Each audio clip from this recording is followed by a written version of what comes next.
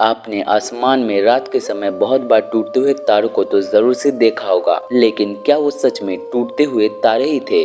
तो अगर आप साइंस के बारे में थोड़ा बहुत भी जानते होंगे तो आपको पता होगा ऐसे किसी तारे का टूटना और धरती पर गिरना दोनों असंभव है। हमारा सूरज भी एक तरह का तारा है। सोचो, अगर वो टूट के हमारी धरती पे गिर जाए तो क्या होगा? कोई भी तारा टूटता नहीं है, बल्कि लाखों सालों के बाद मर जाता है और ब्लैक होल में बदल जाता है। तो हम जो आसमान में देखते हैं वो आखिर क्या होता है? तो वो असल में मीटोराइट्स होते हैं, जिनको धरती अपनी ग्रेविटी के कारण अपनी तरफ खींच लेता है और फ्रिक्शन की वजह से वो मीटोराइट्स जलने लगते हैं, जिनको हम टूटता हुआ तारा कहते हैं। लेकिन उसमें तारे का कोई अंश होता ही नहीं है।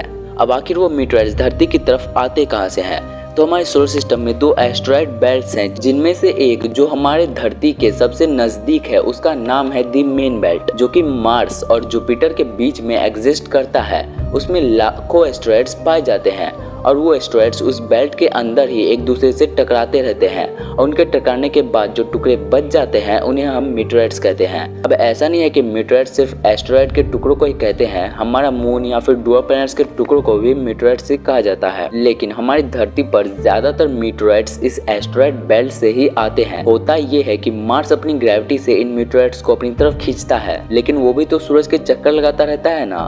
तो कभी कभी ऐसा होता है कि मार्स मीटोराइट्स को अपनी तरफ खींच के आगे भाग जाता है और वो मीटोराइट्स धरती की तरफ आने लगते हैं।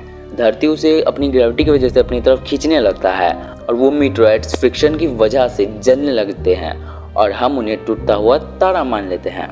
वीडियो कैसा लगा नीचे कमेंट करके जरूर बताना और वीडियो को लाइक करके चैनल को सब्सक्राइब करना मत भूलना और उस बेल आइकन को भी दबा देना, ताकि हमारे वीडियोस अपलोड होते ही आप तक पहुंच सके।